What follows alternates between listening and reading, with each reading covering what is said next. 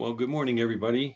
Thank you for joining us. And for those of you who are joining us later, thank you for taking the time to join in with this particular study. We are on chapter 1 of the Screwtape Letters. Last week I did the preface, which is online. So if you go to Conway Alliance on YouTube, you can see where if you want to catch up, you can see and watch that as well.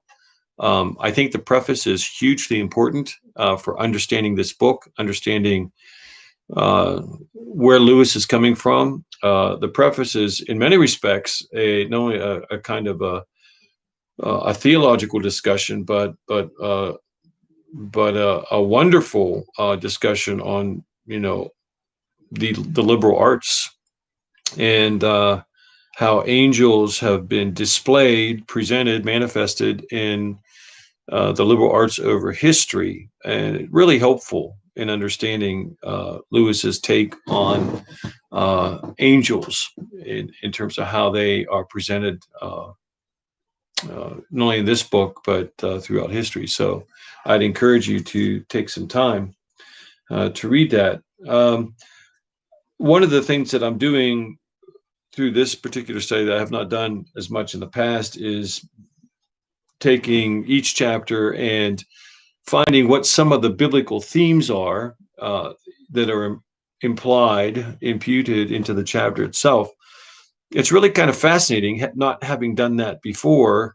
You can really see that Lewis has a very, very strong grasp of biblical principles and truths as he addresses each of the themes that he addresses in these chapters.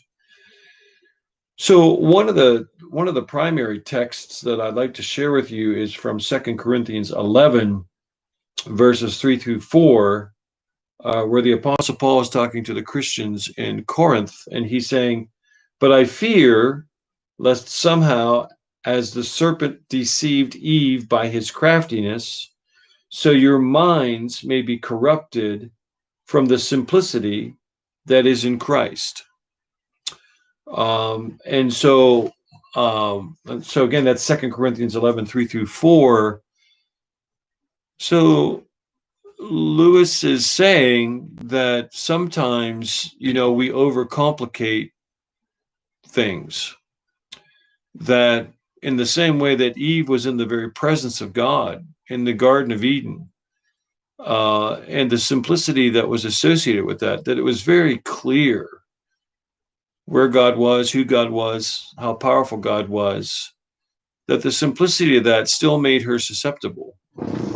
And that sometimes we overly complicate the gospel and biblical principles in our understanding of who God is. I also ran across this fascinating text from Ezekiel 28, verse 17, which describes the fall of Satan. And so Ezekiel records, "Your heart was lifted up because of your beauty, son of the morning. You corrupted your wisdom for the sake of your splendor. I cast you to the ground.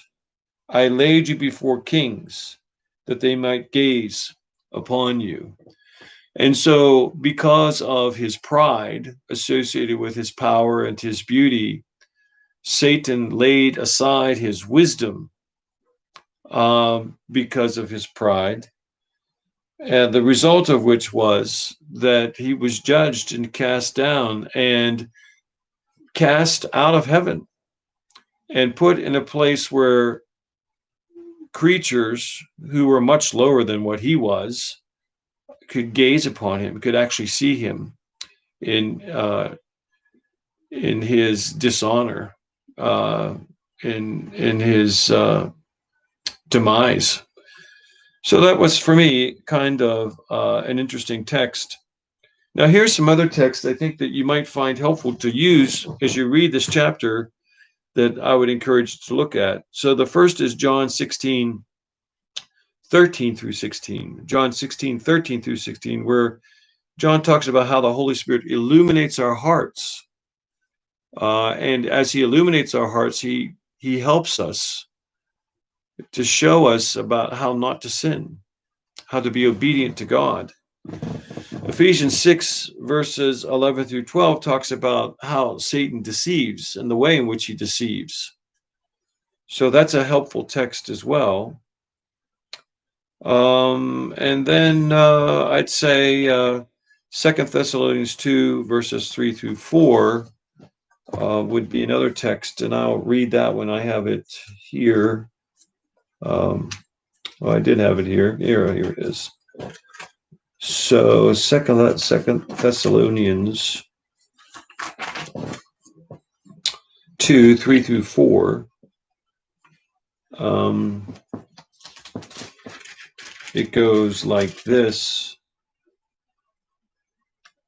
Let no one deceive you in any way, for that day will not come unless the rebellion comes first, and the man of lawlessness is revealed, the son of destruction, who opposes and exalts himself against every so-called God or object of worship, so that he takes his seat in the temple of God, proclaiming himself to be God.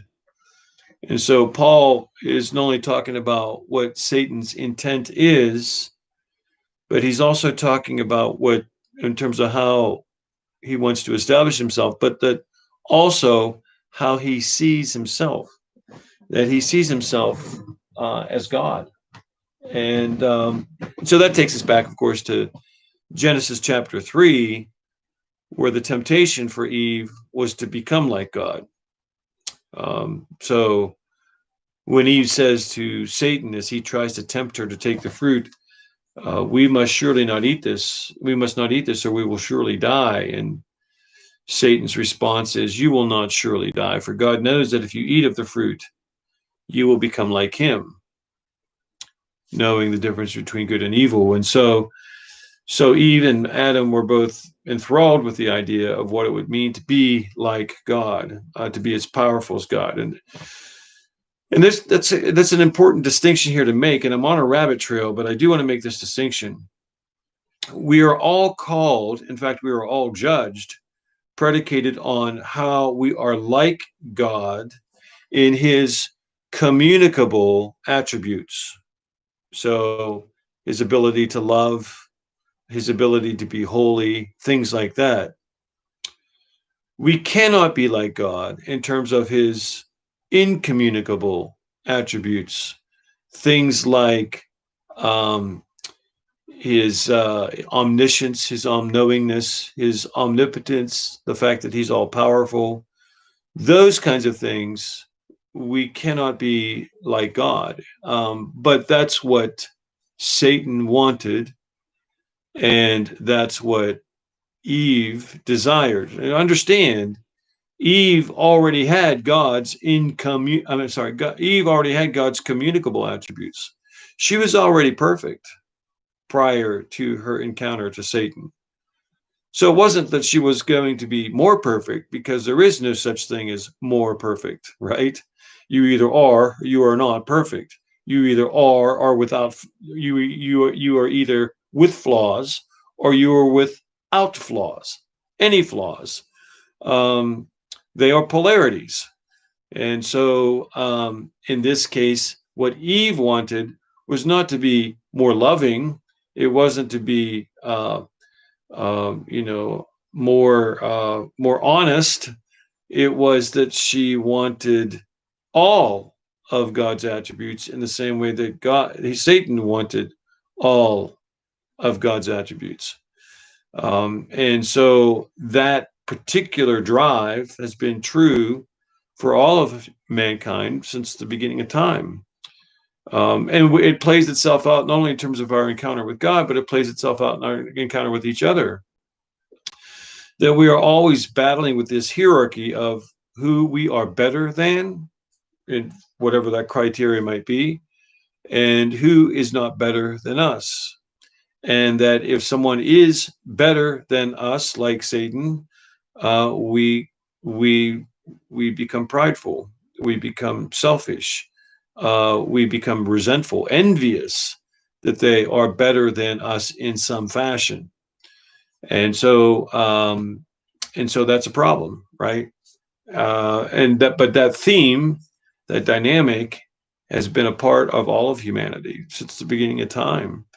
There is a difference between healthy competition and wanting to be better, and just plain envy and pride and exerting power to subjugate someone. So look, I did youth ministry for years, and I saw this all the time in middle school and high school. I mean, there was always this incredible, intense pecking order about who was more wealthy, who was better looking, who was more intelligent, who was more athletic. And every student knew pretty much where they were on that scale, on that hierarchy.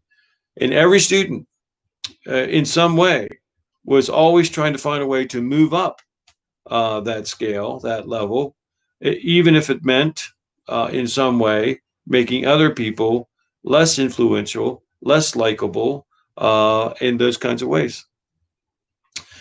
So this is the nature of Satan, and this is part of what Lewis will be getting at in this book, with how he tempts all of us. So if you have your book, then turn to chapter 1, and I'll begin reading through it. And for those of you who might be, tuning into this later, and you want to join in, feel free to join in as I read chapter 1. But if you don't have the book, that's okay, because I'm going to read it and I'm going to make comments on it. And these chapters pretty much stand alone. So if you understand the premise of what is going on, then you can get to the primary theme or themes that Lewis is trying to get at and apply them to your life, spiritually speaking. So here we go.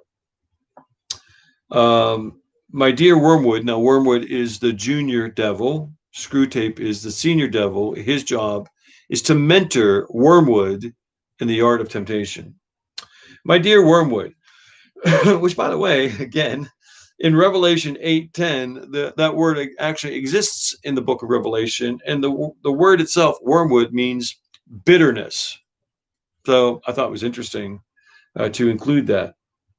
I note what you say about guiding your patient's reading and taking care that he sees a good deal of his materialist friend. So Screwtape is writing a letter and mentoring Wormwood in the art of temptation. This is how it begins. But are you not being a trifle naive? It sounds as if you supposed that argument was the way to keep him out of the enemy's clutches. That might have been so if he had lived a few centuries earlier. At that time, the humans still knew pretty well when a thing was proved and when it was not. And if it was proved, they really believed it. They still connected thinking with doing and were prepared to alter their life as a result of a chain of reasoning.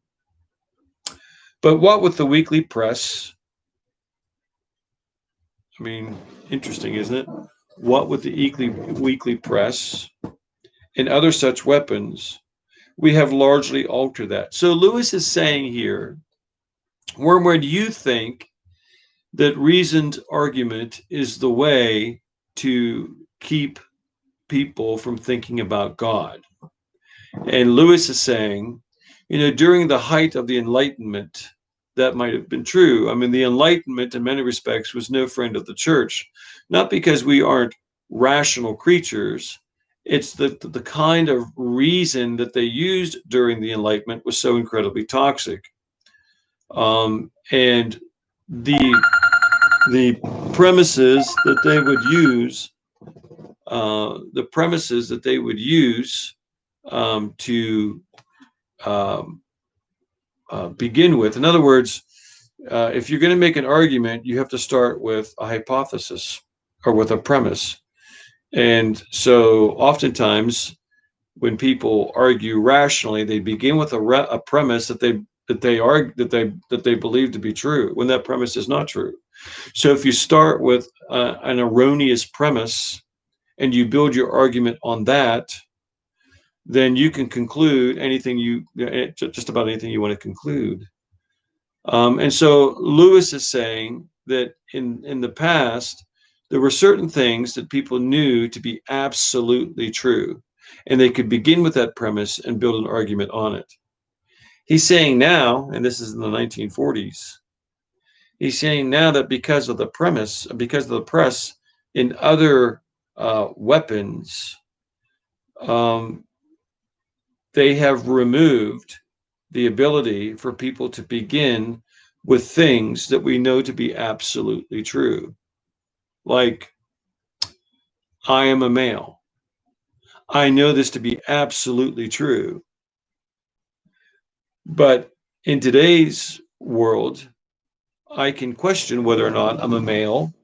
And because of how I feel, and because of that, arrive at different conclusions about my maleness or whatever else than I would have otherwise.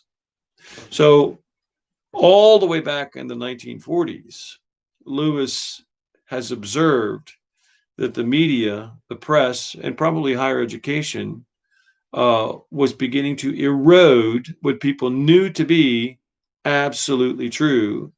And therefore, they could create a premise, a foundational thought on something that wasn't true, but still build an argument on that and arrive at what could be a convincing conclusion, which would cause people to behave differently than they would have otherwise. I hope this makes sense, but that's what he's saying. Then he goes on to say, your man has been accustomed, ever since he was a boy, to having a dozen incompatible philosophies dancing about together inside his head, which is exactly. So we're pluralists in our world today. We think we have many different ways, many different worldviews and ideologies that are part of our world. And they are all declared by the world in which we live to be have equal merit. So there ought not to be, they say, any one dominant worldview or ideology. All are equally meritorious. All should be read. All should be honored, and all should live in this equal tension with each other. It's just that's a very progressive thought, but that is not the God of the Bible. I am the God. I am the only God, the Bible says, and there is no other. And if he is the only God, then it means that how he has determined what truth is and what reality is, that is our foundational premise. Those are our foundational thoughts. And on that, we build arguments and beliefs about life. So he's saying here, your patient, this person that you're trying to tempt, his head is full of competing ideas about the same thing. So he doesn't think of doctrines as primarily true or false, but as academic or practical, outworn or contemporary, conventional or ruthless. So there's a feeling, right? A sentiment attached to it, not whether something is true or false, but a desirable feeling or sentiment that's attached to those things. Jargon, not argument, is your best ally in keeping him from the church. Don't waste time trying to make him think that materialism is true. Let me stop here for just a second. So when the word Christian comes up in much of our culture, there is no thought process about whether or not what they believe is true or untrue. The thought process in higher education and in politics and in popular culture about Christians is we are bigoted, we are intolerant, we are unloving. So that's the jargon that's associated with us. And that's how the enemy gets people to dismiss Christianity out of hand, because that's the first thing they think about when they think about the Christian faith. Not whether or not it's true or false, but associating it with that kind of jargon. And that makes it very difficult um, to uh, um, to battle back against that. And really, one of the only things that will do that is the way in which we model Christ consistently and authentically in our lives, so that it's the way in which we live our life that people observe that runs counter to the jargon that they've heard. That's really what is necessary here, okay? Jargon, not argument, is your best ally in keeping him from the church. Don't waste time trying to get him to think if materialism is true. Make him think that it is strong or stark or courageous, that it is the philosophy of the future. It's hip to have all of the most toys. That's the sort of thing he cares about. You're patient. The trouble about argument, and so Lewis is going after the whole idea of argument here as a means of, going after argument with Screwtape, with Wormwood as a means for using argument to discourage us from following God. Lewis is about to say that argument really is a divine thing, and that when argument is embraced properly, then it puts Satan and his demons at a disadvantage. And so that's where he's going to go with this. The trouble about argument is that it moves the whole struggle onto the enemy's ground.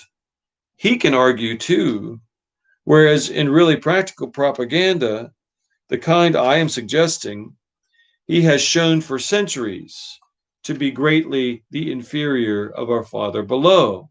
So he's saying there's a different kind of argument that is that places God at a disadvantage, and so he's going to go on to talk about that. By the very fact of arguing, you awake the patient's reason, and once it is awake, who can foresee the result? So he says argument and reason really belong to God, especially reason. Irrationality does not belong to God, but that's the nature of the culture in which we live in. Understand that we live in a culture today that highlights and privileges the autonomy of the individual.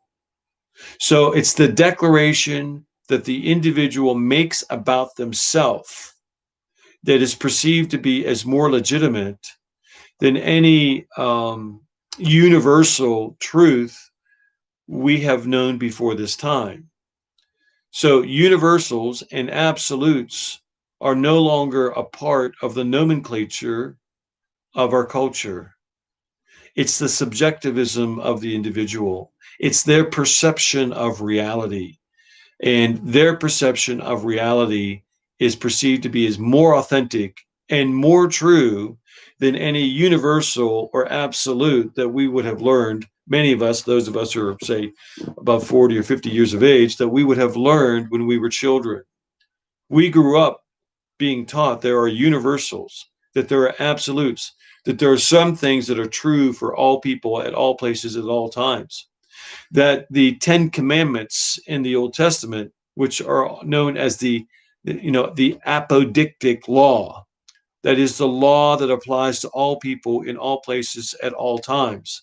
The apodictic law, the 10 Commandments.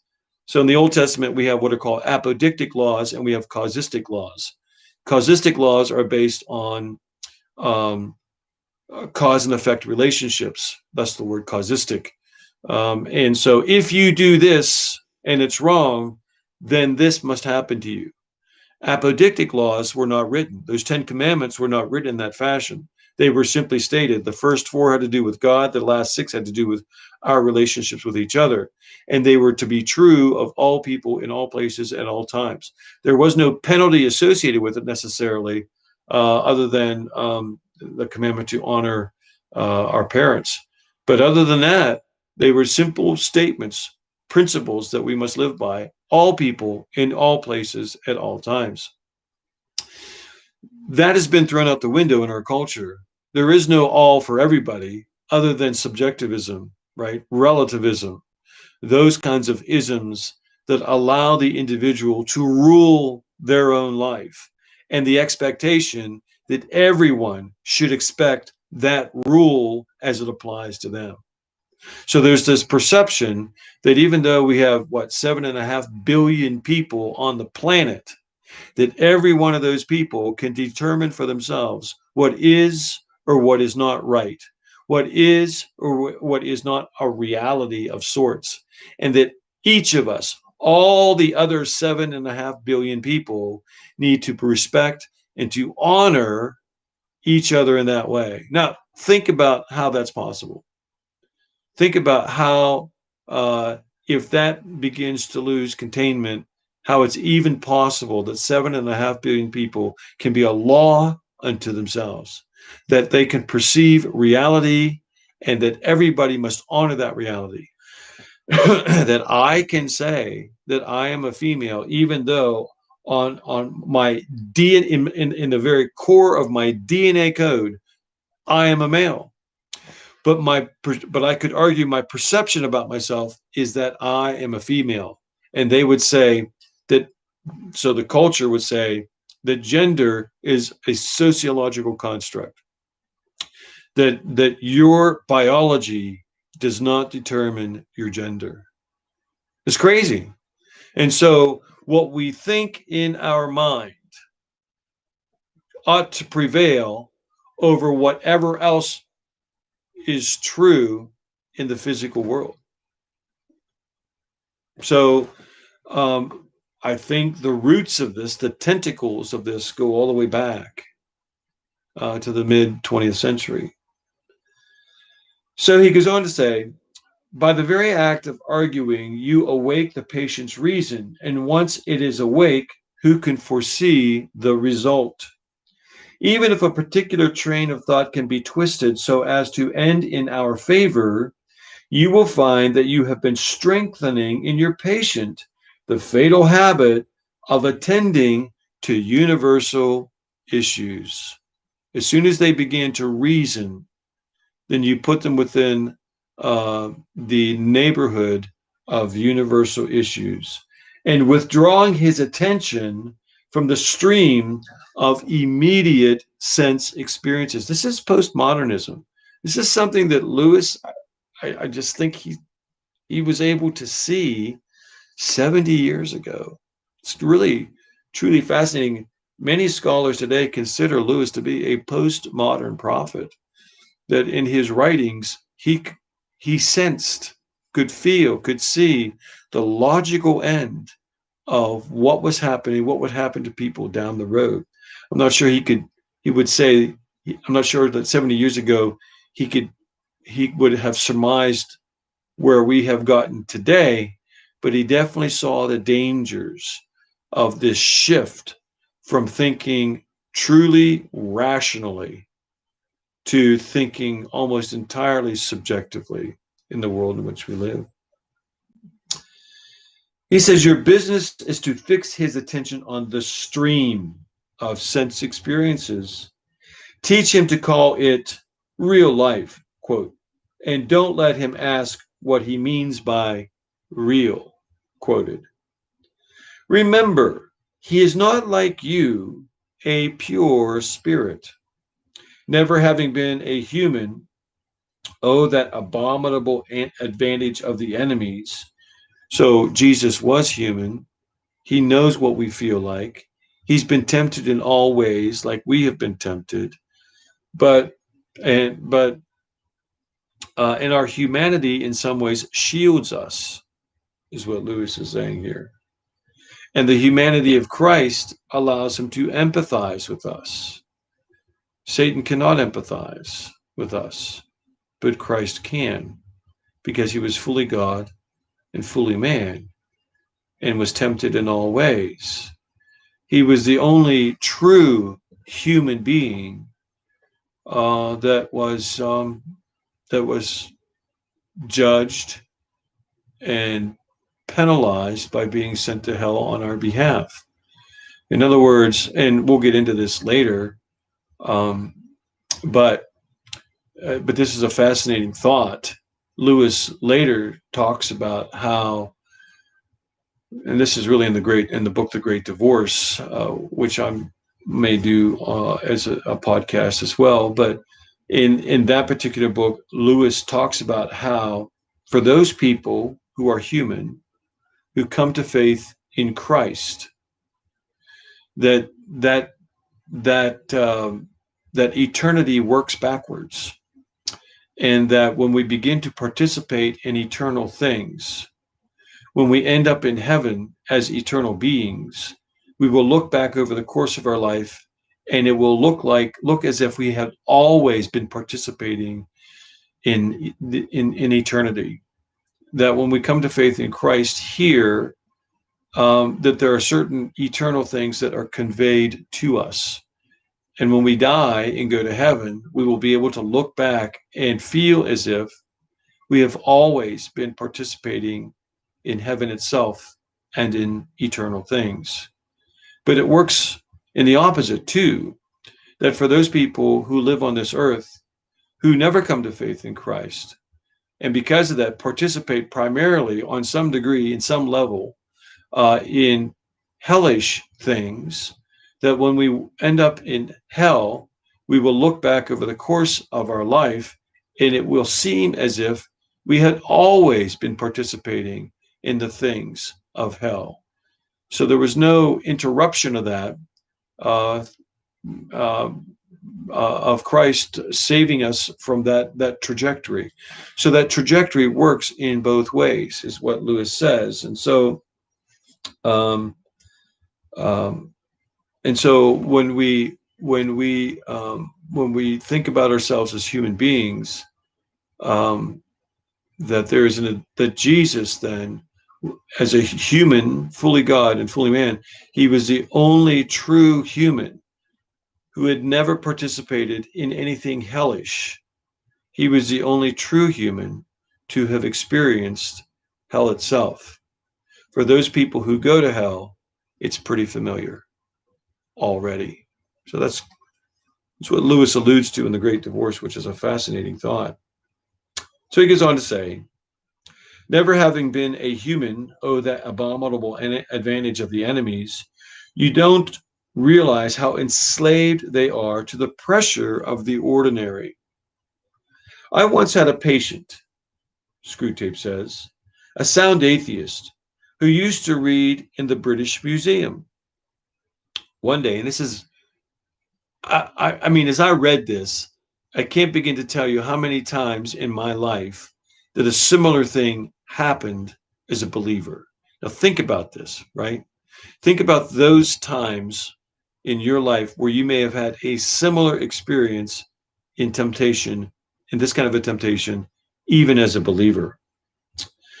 I once had a patient, a sound atheist, who used to read in the British Museum. One day, as he sat reading, I saw a train of thought in his mind beginning to go the wrong way. The enemy, of course, was at his elbow at the moment. So this patient was reading in the museum, and what he was reading was taking him in the direction of God. And as it was taking him in the direction of God, the enemy here, as Lewis describes this fictional account, is capital E, is God. So God is at his elbow at the moment. He's trying to use this reasoned thought the patient encountered by reading this book to bring him to faith, right? And so he says, the enemy, of course, was at his elbow in a moment. Before I knew it, before I knew where I was, I saw my 20 years of work beginning to totter. If I had lost my head and begun to attempt a defense by argument, I should have been undone. So the patient was reading a book. It ignited his reason. God came alongside him to use that argument, that reason, to bring him to faith.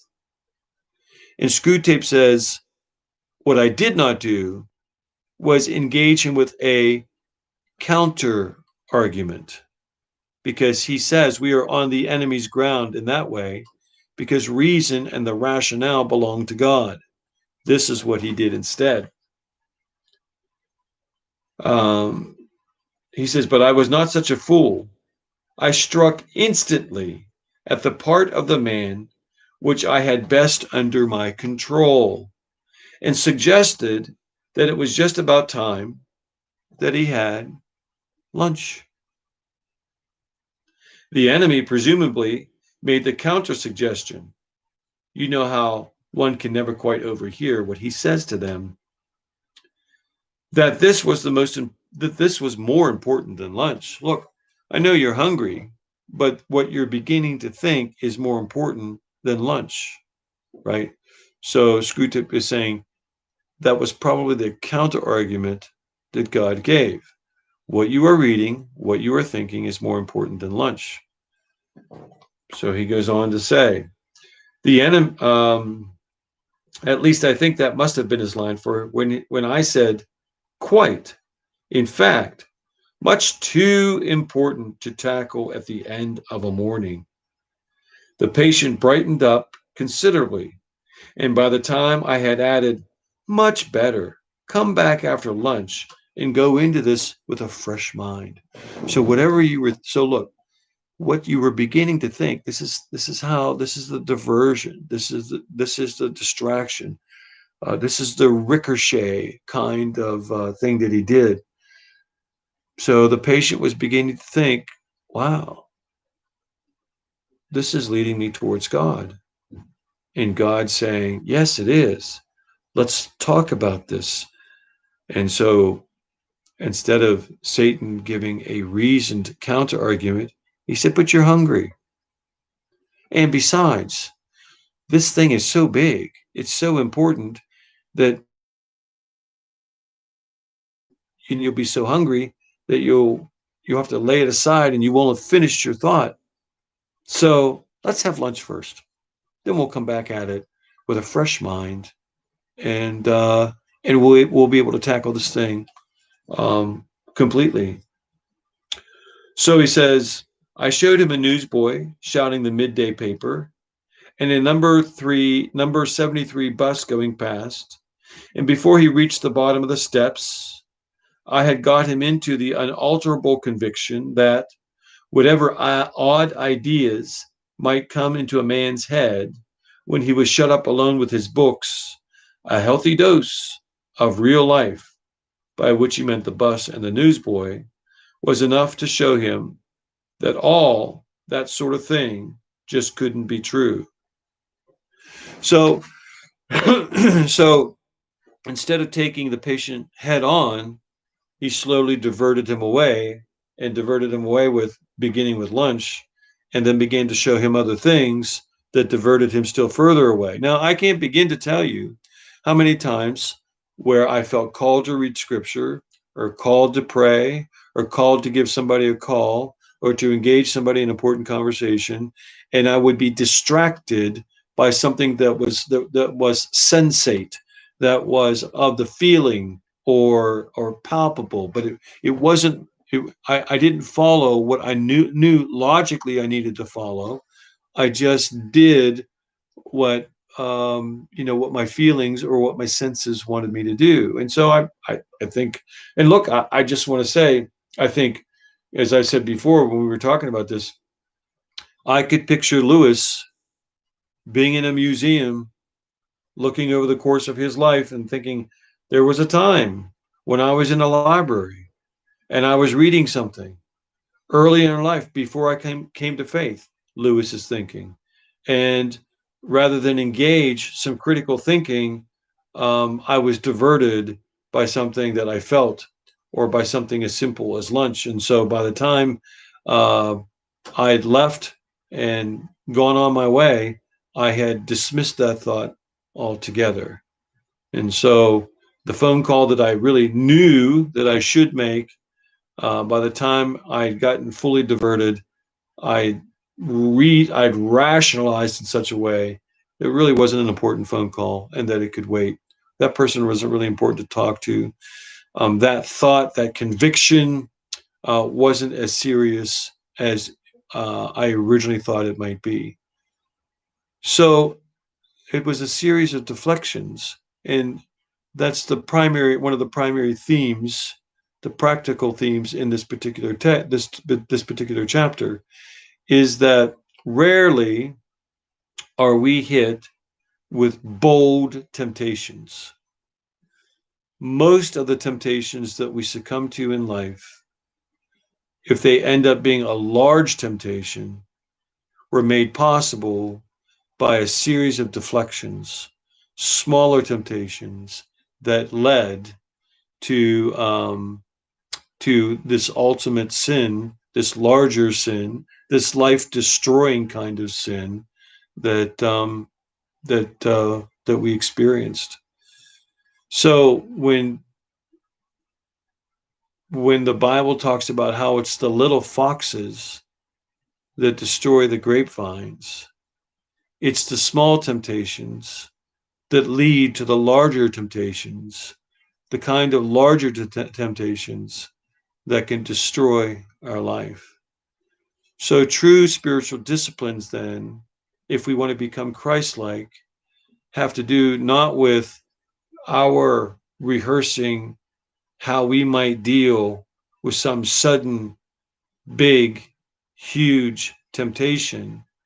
The true spiritual discipline that we need to have in our life has to do with dealing with the smaller temptations, the perception, the awareness, the illumination of how these smaller things are designed to lead us to still bigger things for our destruction.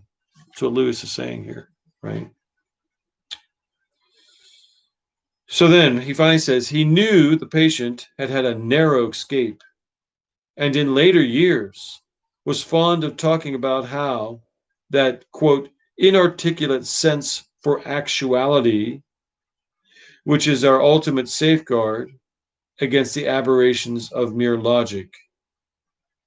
So that's a dense statement, but I basically described already what he means by that. Screwtape goes on to say about this patient, the one in the library, that he is now safe in our Father's house below. Kind of ominous. You begin to see the point. Thanks to processes which we set at work in them centuries ago. Centuries ago. If any of us wonder about our current political climate and how it's even possible that we could be saying, proposing some of the things that we are doing politically and culturally, those things just didn't show up. They were all part of a trajectory that the beginning of which was decades, if not centuries ago. So he says, thanks to the processes which we set at work in them centuries ago, they find it all but impossible to believe in the unfamiliar, while the familiar is before their eyes. Keep pressing home with him the ordinariness of things. Above all, do not attempt to use science, I mean the real sciences, as a defense against Christianity. There's a lot that I could say here about science, but the whole proof of the existence of God by design is really making a huge comeback, and it's asking questions that atheists are having very, very difficult time answering. So true science is what he's talking about. Now, we have so utterly enculturated and politicized science today, and for different reasons. This is a little rabbit trail, but it's important to understand. If, as a scientist, you're motivated not by your fascination of your particular interest or subject, But if instead you are motivated by being the chairperson of your department, being motivated by the budget that you get from your institution, being motivated by how many papers you are asked to present at different conferences and conventions, if you are motivated by how many times you are asked to write a book or a text on a particular thing, or if you are motivated by the oftentimes the just the unbelievable amount of money that you can get for grants, and I would say things like um, um, things like what's the word I'm looking for? Uh, climate change and things like that.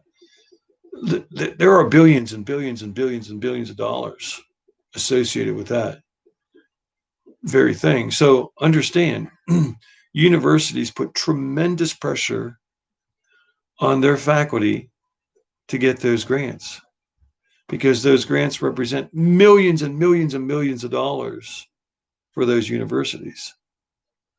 And so you may have a scientist who is concerned about climate change, and he gets government grants to study climate change. And so for the university, then they not only have him there to study climate change, but he's also there to do other kinds of things. And so that's money that they can use to build new research centers, new labs, to attract students with tuition dollars. It's not always just about science. It's about all that other stuff too. And that's what motivates them. And so, at the gate of Harvard, I believe, there's a word called veritas that they have in the wrought iron gate there, and it means truth. And that's just not as true anymore. That higher education has been so utterly corrupted for a whole bunch of different reasons. I'm not here to say that there isn't something about climate change. Climates have always changed. The question becomes, what role does humanity play in the degree of climate change? That's in heavy dispute. So, but when you have entire science departments who are motivated by things other than pure science, then it becomes a destructive thing.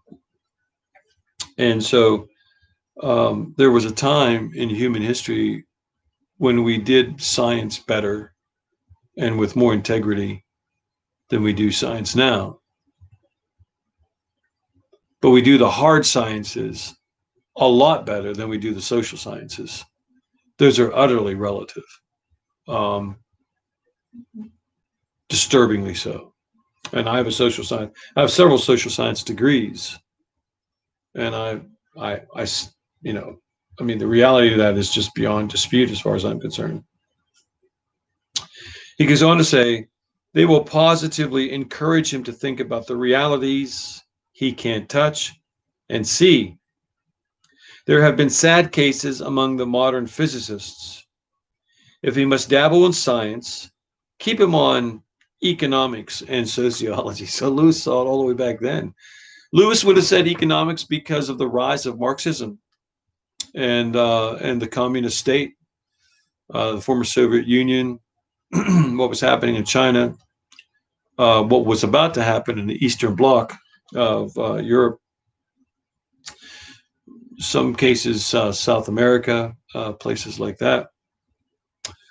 If he must dabble in science, keep him on economics and sociology. I have a degree in sociology, and the relativism associated with that particular science, it was very helpful for me in my work, but the relativism associated with that particular discipline is unparalleled.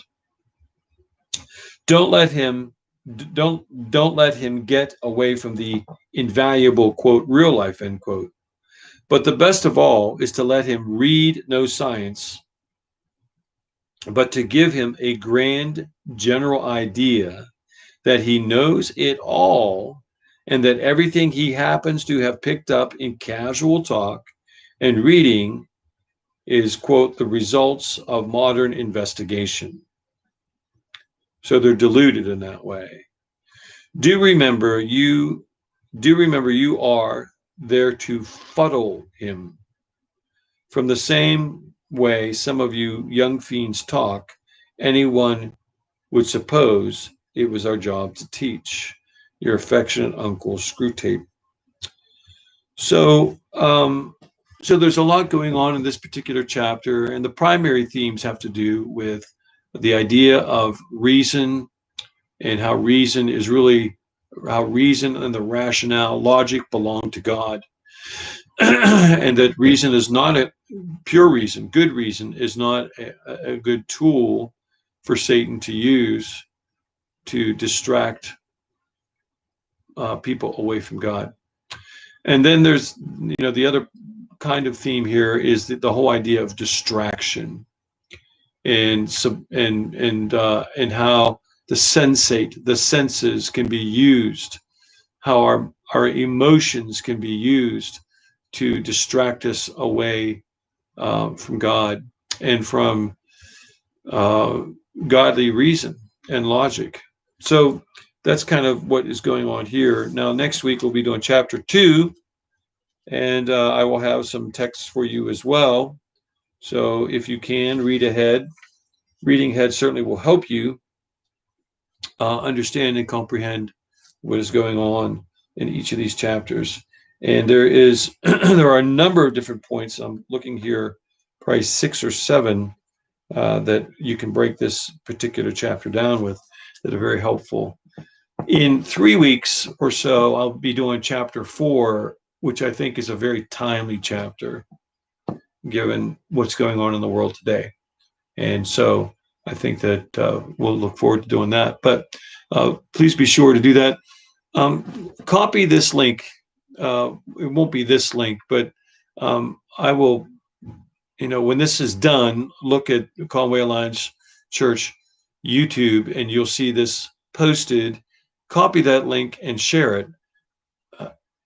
Certainly there are other people out there that could be doing this better than me, but I'm doing it. And I'm talking about a book that is so incredibly relevant, not only in terms of our spiritual lives, but relevant in terms of our current context and time in history. Unbelievably relevant. And I think very helpful for people. So even if they don't listen to me, but read the chapters, I think that people's lives can be changed in a really, really good way. So if there's anything that I've said here that you felt was helpful, write it in the comments section, because then when people get online, they can look at the comment section and listen or read to what was said, and then maybe take the time to actually watch the video and listen to it. So thanks for joining us today, and look forward to you next week. Take care. Thanks.